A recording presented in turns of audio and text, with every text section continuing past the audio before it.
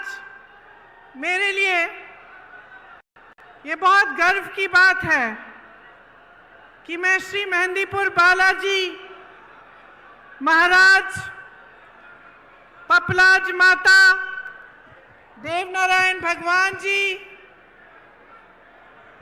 और मीन भगवान के आशीर्वाद से आपके बीच आई हूं। मुझे ये सुनकर बहुत खुशी हुई कि मेहंदीपुर बालाजी मंदिर यहाँ पास में है, तो यहाँ आते आते मैंने अशोक गहलोत जी से निवेदन किया कि अगर समय है तो हम लोग वहाँ जाएं। तो मैं बहुत खुशी से कहना चाहती हूँ कि पहली बार बहुत इच्छा रही थी मेरी बहुत सालों से कि मैं यहाँ आऊँ, और पहली बार मुझे मौका मिल रहा है। इस मीटिंग के बाद मैं वहाँ ज़रूर जाऊँगी। दौसा ने देश को पंडित नवल किशोर शर्मा जी और राजेश पायलट जी जैसे नेता दिए। आज इस धरती पर खड़े होकर उनको नमन करती हूँ। ठहरूं कि बोलूं? बोलती रहूं? रुक जाती।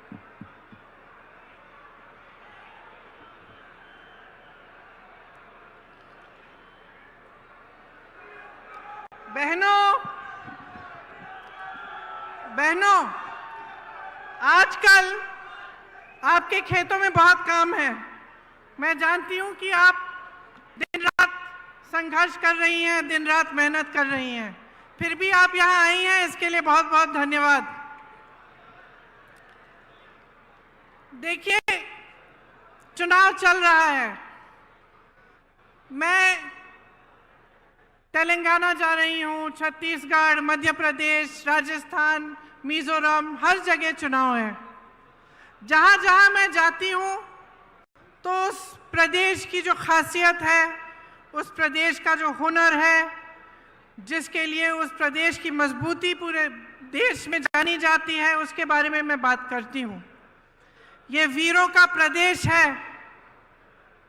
यहाँ के महापुरुषों ने हमारे देश के लिए बड़े बड़े बलिदान दिए और इस देश की आज़ादी में बहुत भूमिका निभाई। इसी तरह से मध्य प्रदेश में गई तो रानी दुर्गावती जी हैं वहाँ। उन्होंने भी देश के लिए, आज़ादी के लिए संघर्ष किया। और हर प्रदेश में ऐसी कहानियाँ हैं। और सिर्फ महापुरुषों ने नहीं, इस देश के जन जन ने देश को मजबूत बनाने के लिए और देश की आज़ादी के लिए बलिदान दिया है। देश के किसान ने संघर्ष किया है, देश की महिलाओं ने संघर्ष किया है, तभी ये देश आकर यहाँ पहुँचा है जहाँ हम आज हैं। तो जब हम सरकार बनाने की बात करते हैं, चुनाव की बात करते हैं, तो हमें ये सोचना बड़ा ज़रूरी है कि हम सरकार से क्या उम्मीद रखते हैं। ये देश, ये प्रदेश जिसके लिए हम सब मेहनत करते हैं, जिसके लिए हम सब संघर्ष करते हैं, इसकी सरकार हमारे लिए क्या करेगी, ये सोचना बहुत ज़रूरी होता है। आपका जीवन का सफ़र मुश्किल है। मेरी बहनें खेतों में काम करती हैं, घर गृहस्थी को संभालती हैं, बच्चों के परवरिश को देखती हैं। मेरे भाई खेती करते हैं, जो किसान भाई हैं, आपके बच्चे बड़े होकर जवान बनते हैं, सरहद पर देश की सुरक्षा करते हैं। आप इस देश की रीढ़ हैं, इस देश को आपने बनाया है। तो इस जीवन के सफ़र में जो संघर्ष से भरा हुआ है, मुश्किलों से भरा हुआ है, इस सफ़र में आप सरकार से क्या उम्मीद रखते हैं? आप सरकार से ये उम्मीद रखते हैं कि आपकी जीवन की जो मुश्किलें हैं उसे कम करने का प्रयास करे। आप सरकार से ये उम्मीद रखते हैं कि आपके जीवन संघर्ष में आपका साथ दे। जब आपदा आए तो आपको राहत मिले। तो खेती का काम आप कर रहे हैं उसमें आपको सुविधा मिले। जो मेरी बहनें बच्चों के परवरिश कर रही हैं, उनको मदद मिले, ताकि आपका भविष्य और आपके बच्चों का भविष्य, जिसके लिए आप दिन रात मेहनत करते हैं, वो उज्जवल हो सकता है। यही उम्मीद रखते हैं ना आप? ये उम्मीद रखते हैं आप सरकार से? तो इस उम्मीद को पूरा करने के लिए, सरकार चलाने के लिए, देश को चलाने के लिए एक सोच और एक समझ की जरूरत होती है। असली नेता जो होता है वो वर्तमान और भविष्य की ओर देखता है, अतीत की ओर देखता नहीं है। अतीत का आदर करता है, लेकिन बार बार अतीत की बात नहीं दोहराता। वो आगे देखता है कि हम आज जनता को किस तरह मजबूत कर सकते हैं, ताकि आगे बढ़कर उनका भविष्य और भी मजबूत बने। तो इस सोच के लिए, समझ के लिए एक तरह का नेता होना चाहिए। जैसे आपने देखा, आपके प्रदेश में कांग्रेस की सरकार है। अब जो सरकार है उसने पूरी तरह से आपका जो ये जीवन सफर है, इसमें आपकी मदद करने का प्रयास किया है। और अगर आप पिछले 5 सालों का आप सफर देखें, तो आप ये जरूर कह पाएंगे कि राजस्थान की जो कांग्रेस सरकार रही है, उसने आपके जीवन सफर को मजबूती दी है और उसको आसान करने की कोशिश की है। जो नेता सचमुच चाहते हैं कि प्रदेश आगे बढ़े, देश आगे बढ़े, वो सिर्फ अपना मान सम्मान और अपने घमंड को नहीं देखते, वो जनता को देखते हैं कि जनता के लिए क्या अच्छा है। बड़ी बड़ी इमारतें बनाना, 20,000 करोड़ का नया संसद बनाना, 27,000 करोड़ के कॉन्फ्रेंस हॉल बनाने, 16,000 करोड़ के हवाई जहाज खरीदने अपने लिए, ये एक तरह के नेता करते हैं। भाजपा के आज नेता जो हैं, वो सबसे पहले अपने अहंकार को, अपने मान सम्मान को बढ़ाने के लिए अपने लिए काम कर रहे हैं और अपने उद्योगपति मित्रों के लिए काम कर रहे हैं। आप सोचिए, जब देश के प्रधानमंत्री 8-8 हजार करोड़ के हवाई जहाज खरीद रहे हैं, और वही प्रधानमंत्री कहते हैं कि किसानों का कर्ज माफ करने के लिए पैसे नहीं है, 27,000 करोड़ की इमारतें बनी जा रही हैं, वही कहते हैं कि ओपीएस पेंशन के पैसे नहीं हैं, अपने बड़े बड़े उद्योगपति मित्रों को देश की सारी संपत्ति दे चुके हैं। तो आप सोचिए, आपने भरोसा करके दिया, सत्ता दी, आपने खड़ा किया, आपकी उम्मीद थी कि आपके जीवन सफर में वो आपकी मदद करेंगे, आपकी उम्मीद थी कि जो देश की संपत्ति है उसकी हिफाजत करेंगे। लेकिन क्या हुआ? देश की सारी संपत्ति अपने बड़े बड़े उद्योगपति मित्रों को दे दी। जो 6,000 करोड़ की कंपनियां थी, लाखों की कंपनियां थी, उनको कम दाम में बेच दिया। जहां से आपको रोजगार मिल सकता था, वो अपने बड़े बड़े उद्योगपति मित्रों को बेचकर प्राइवेट कर दिया। जहां आरक्षण मिलता था, वो भी नहीं मिलेगा। तो आपने उम्मीद की, लेकिन आपकी उम्मीद को तोड़ा गया। आज ये नौबत आ गई है कि प्रदेश की सरकार महंगाई के राहत कैंप लगा रही है, क्योंकि देश की जो सरकार है, केंद्र की जो सरकार है, उसने इतनी महंगाई बढ़ा दी है कि आप गुजारा नहीं कर पा रहे हैं। तो ये जो नजरिया है इन नेताओं का, जो भाजपा का नजरिया है, उसको आपको समझना पड़ेगा। क्योंकि जब जब चुनाव आता है तो धर्म और जाति की बात करते हैं। धर्म और जाति की ऐसी बात होती है जो आपके दिल में, आपके जज्बातों से जुड़ी होती है। धर्म की सुरक्षा, धर्म को आगे बढ़ाने की बात, इसे कोई हिंदुस्तानी नहीं नकार सकता। ये ऐसी चीज है जिससे हम सबके जज्बात जुड़े हुए हैं। लेकिन आपको ध्यान से समझना पड़ेगा कि ये चुनाव के समय क्यों उठ रही हैं ये बातें, चुनाव के समय ये बातें क्यों करते हैं, और चुनाव के समय आपके विकास की बातें क्यों नहीं की जा रही हैं। चुनाव के समय आपको ये क्यों नहीं बताया जा रहा है कि ये जो ओपीएस पेंशन के पैसे हैं ये आपको क्यों नहीं दे सकते। जब तमाम कांग्रेस की सरकारें प्रदेश के बाद प्रदेश में ओपीएस दे रही हैं तो इनको कौन सी दिक्कत हो रही है, ये सवाल आपको पूछने पड़ेंगे। और आपको अच्छी तरह से समझना पड़ेगा कि ये जो दो तरह की राजनीति हैं जो आज देश में चल रही हैं, इनमें से आपको कौन सी चुननी है।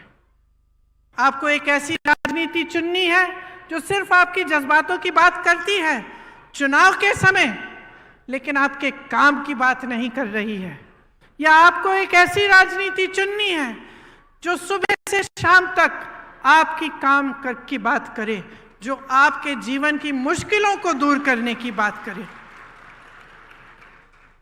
देखिए, अगर जनता का कल्याण होना है तो ऐसी राजनीति से होगा जो सेवा भाव, करुणा भाव और जनता को सर्वोपरि रखने की राजनीति हो। लालच, महत्वाकांक्षा, अहंकार की राजनीति आपको आगे नहीं बढ़ाएगी।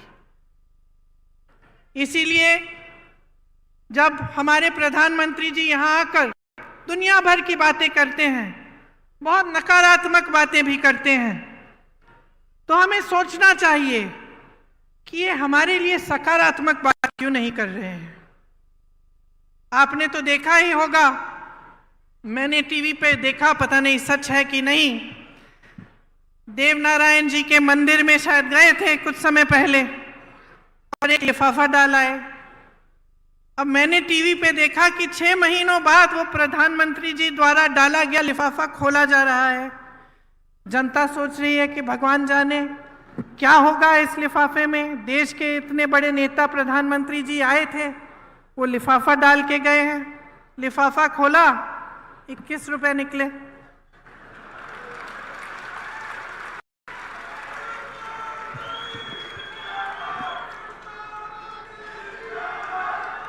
अब आप मुझे बताइए कि एक तरह से यही हो रहा है देश में। घोषणाएं बड़ी बड़ी मंच पर खड़े होकर कैसे कैसे लिफाफे दिखाए जा रहे हैं आपको, और जब आप उन लिफाफों को खोलते हैं, जब चुनाव खत्म हो जाता है और बारी आती है कि काम करके दिखाओ, तो कुछ नहीं होता। तो इस राजनीति से सावधान हो जाइए। ये ईआरसीपी का जो जुमला है जो आपको दिया गया, यही चीज थी। ये सिर्फ एक नहर की परियोजना नहीं थी ये, बल्कि दौसा और आसपास के 12 जिलों के लिए जीवनदायिनी गंगा के समान है। भाजपा के नेता और प्रधानमंत्री जी से सिर्फ जुमलेबाजी होती है इस पर। पहले आए थे तो कहा था ईआरसीपी को राष्ट्रीय परियोजना का दर्जा दिया जाएगा। दिया क्या? दिया? आप आज तक ईआरसीपी के पानी का इंतजार कर रहे हैं कि नहीं? कर रहे हैं ना? अब मैं आपसे एक दूसरी तरह की राजनीति की बात कर रही थी, जिसका नजरिया आगे भविष्य के लिए सोचने का नजरिया होता है। तो आप सोचिए, पंडित जवाहरलाल नेहरू जी ने ऐसी जाल बिछाई थी पूरे देश में परियोजनाओं की। भाखरा नंगल डैम, रिहंद बांध, हीराकुंड, ब्यास, चंबल, गंडक, कोसी, रामगंगा पर देश के 60 से अधिक बड़े बांध की परियोजनाएं बनाई। इंदिरा गांधी नहर सबसे बड़ी नहर जो है, और सैकड़ों छोटी छोटी सिंचाई और जलापूर्ति की परियोजनाएं बनाई गईं। उनके बाद इंदिरा जी आई, उन्होंने ये काम आगे बढ़ाया। शास्त्री जी आए, ये काम आगे बढ़ाया। तो जब राजनीति की सोच होती है कि आप भविष्य के लिए काम किया जाएगा, देश के लिए किया जाएगा, तो ऐसे काम होते हैं। खोखली घोषणाएं नहीं होती हैं जिनको पूरा करने का कोई इरादा ही नहीं होता।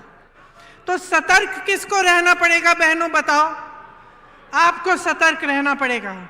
आप इतनी मेहनत करती हैं अपने बच्चों को बड़ा करने के लिए, तो इसलिए तो नहीं करती ना कि जितनी भी देश की संपत्ति है जो आपके बच्चों और उनके भविष्य को मजबूत बनाने में जानी चाहिए, वो ये लोग गवा रहे हैं। अब आप बेरोजगारी को देखिए, 45 साल में सबसे अधिक बेरोजगारी आज है। और बेरोजगारी है फिर भी किस तरह की स्कीम ला रही है ये सरकार। आप पुलिस में हैं, मेरी बातों को सुन रहे हैं, आपकी तरह तमाम नौजवान परिश्रम करते हैं कि वो सेना में भर्ती होंगे। मैंने खुद अपनी आंखों से देखा है। उत्तर प्रदेश में एक बार मैं सुबह 4 बजे गिरफ्तार हो गई थी। उससे पहले जब पुलिस हमको ढूंढ रही थी, हम एक गांव के पास रुके, शायद 3:30 बजे होंगे सुबह के, और मैंने देखा बहुत सारे लड़के 3:30 बजे सुबह सड़क पर आ गए हैं। तो मैंने अपने साथियों से पूछा कि भाई इतनी सुबह सुबह क्या कर रहे हैं ये बच्चे यहाँ? सब दौड़ लगा रहे थे, सब मेहनत कर रहे थे कि जब सेना में भर्ती का समय आएगा तो हम भर्ती हो जाएंगे, हम अपने परिवारों के लिए कमाएंगे, हम अपना भविष्य मजबूत बनाएंगे। ये इसलिए तो नहीं मेहनत कर रहे कि 4 साल बाद वापस भेजा जाएगा इनको घर। देश के लिए बलिदान देने के लिए तैयार, सरहद पे खड़े होकर होने के लिए तैयार, वहां की बर्फीली चोटियों पर हमारी रक्षा करने के लिए तैयार।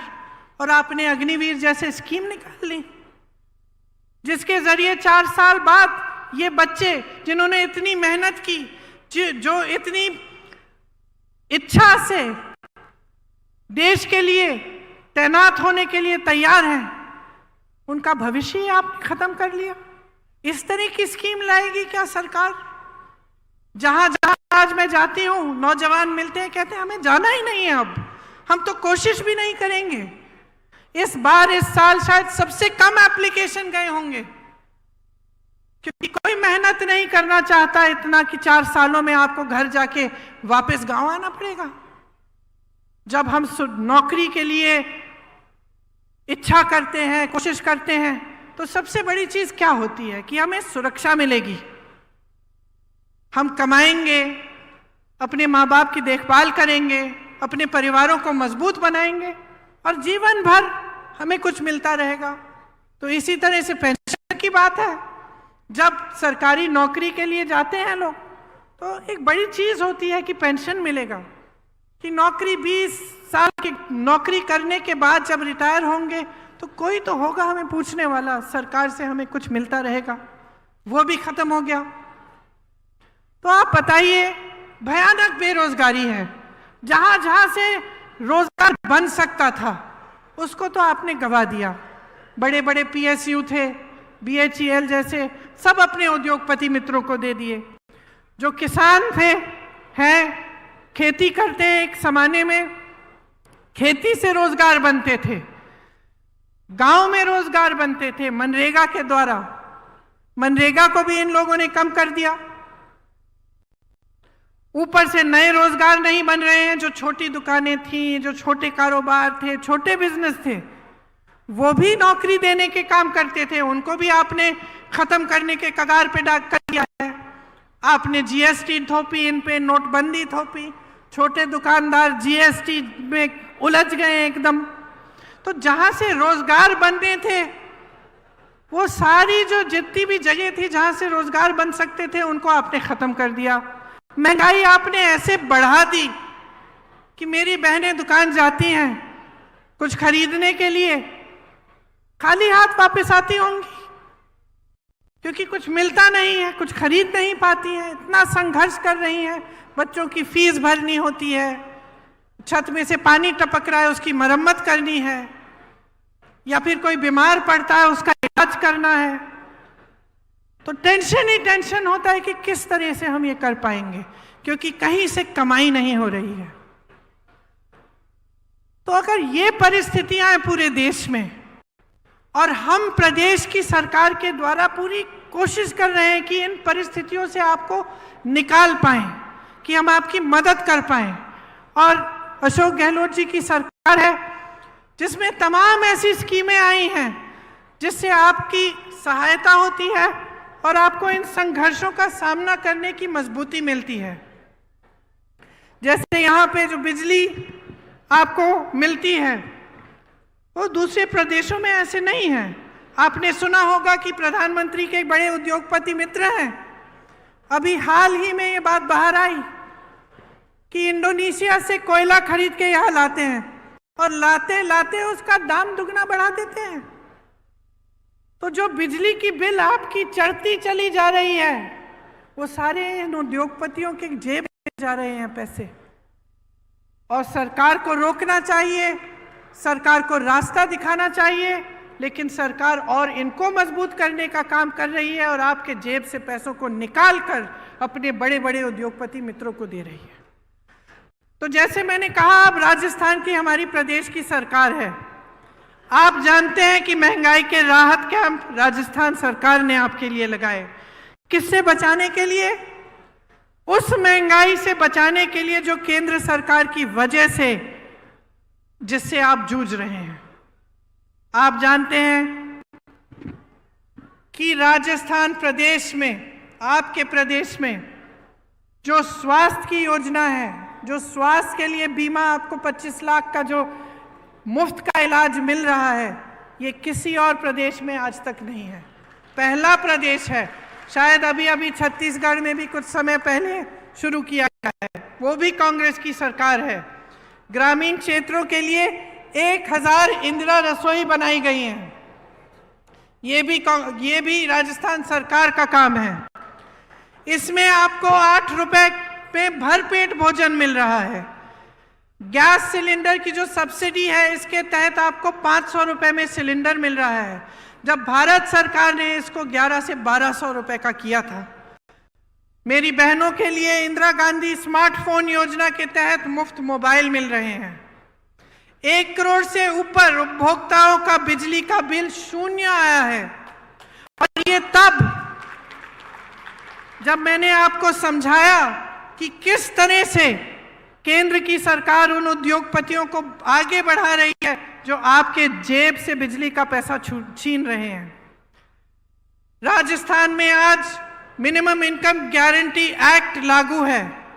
ग्रामीण रोजगार की तर्ज पर शहरों में भी रोजगार गारंटी दी जा रही है।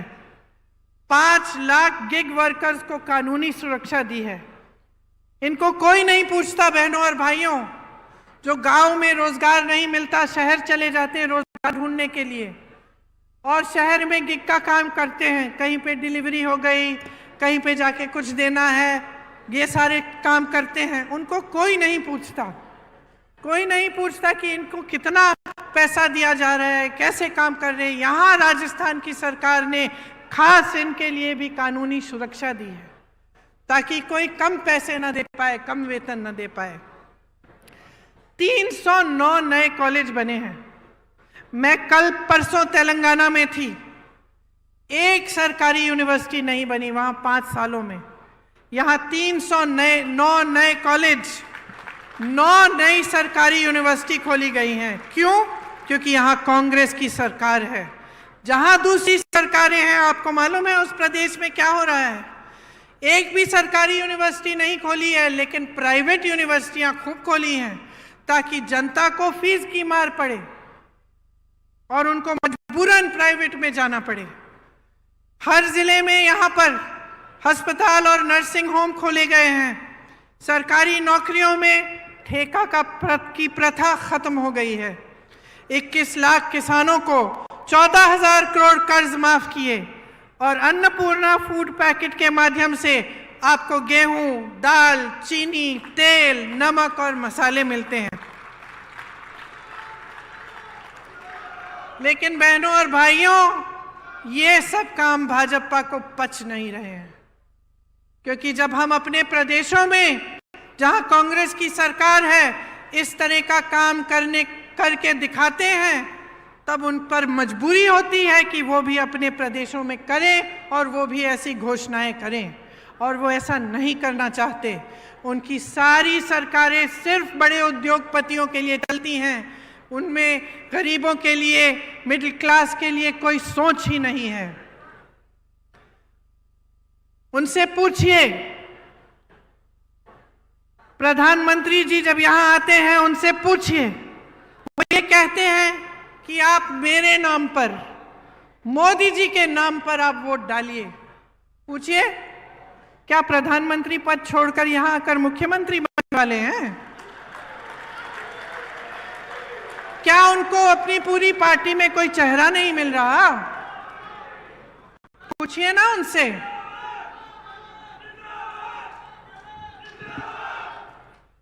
राजस्थान में कितनी योजनाएं दी इन्होंने जब इनकी सरकार थी। ईआरसीपी का जो वादा किया वो क्यों पूरा नहीं किया है अभी तक? बहनों और भाइयों, मसला साफ है। मोदी जी का ध्यान, भाजपा का ध्यान आपकी भलाई पे नहीं है। किस तरह से सत्ता में रहना है, किस तरह से अपने आप को मजबूत करना है, यही है उनका एकमात्र लक्ष्य, और इसी पर उनका ध्यान है। इनकी नीति बन गई है, आप पिछले 10 सालों में देखिए, नीति बन गई है गरीबों से खींचना और बड़े बड़े उद्योगपतियों को सींचना। सोच लीजिए मेरी बहनों और भाइयों, भाजपा की सरकार यहां वापस आएगी तो पुरानी पेंशन खत्म। भाजपा की सरकार वापस आएगी तो सोचिए गैस सिलेंडर का क्या होगा। सोचिए कि आपको जितनी भी राहत मिल रही है उसका क्या होगा।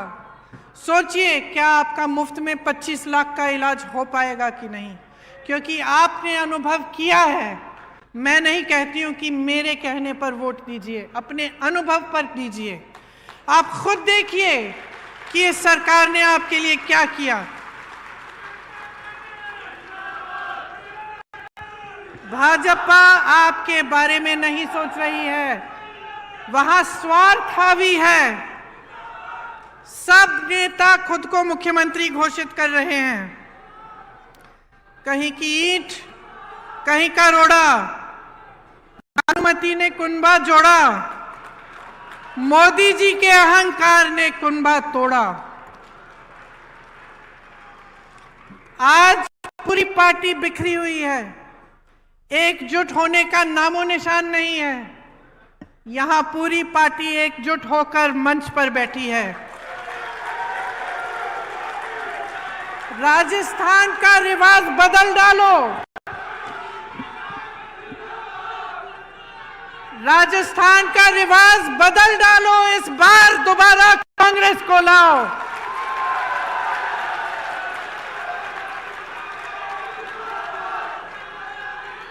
इस बार आंखें खोलकर अपना वोट दो कि आपके लिए कितना काम किया है, आपके लिए कितना संघर्ष किया है, आपके लिए कितनी योजनाएं लाए हैं, और आपके जीवन में तरक्की लाने के लिए जो सरकार दिन रात काम करेगी उस सरकार को अपना वोट दो।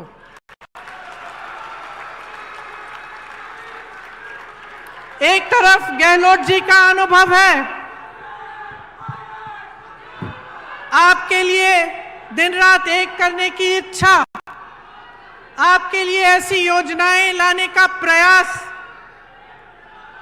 जिससे आपका जीवन सफर सुनहरा हो। दूसरी तरफ सचिन पायलट जी जैसे युवा नेता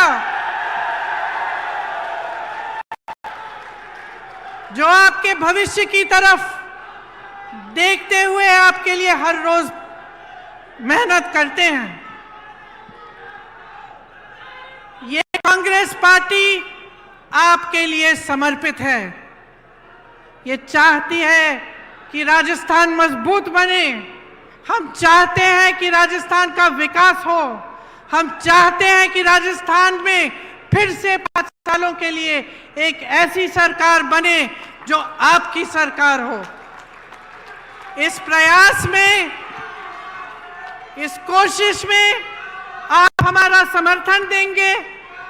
आप हमारी सहायता करेंगे तो आप ही का भविष्य उज्जवल होगा। इसलिए आज यहाँ खड़े होकर मैं आपको धन्यवाद देना चाहती हूँ कि आपने बहुत ध्यान से मेरी बातों को सुना, और मैं आशा रखती हूँ कि वोट देने के दिन भी आप इन बातों को याद रखेंगे और हमारे हाथ मजबूत करेंगे, कांग्रेस पार्टी की सरकार दोबारा बनाएंगे। जय हिंद, जय हिंद, जय हिंद।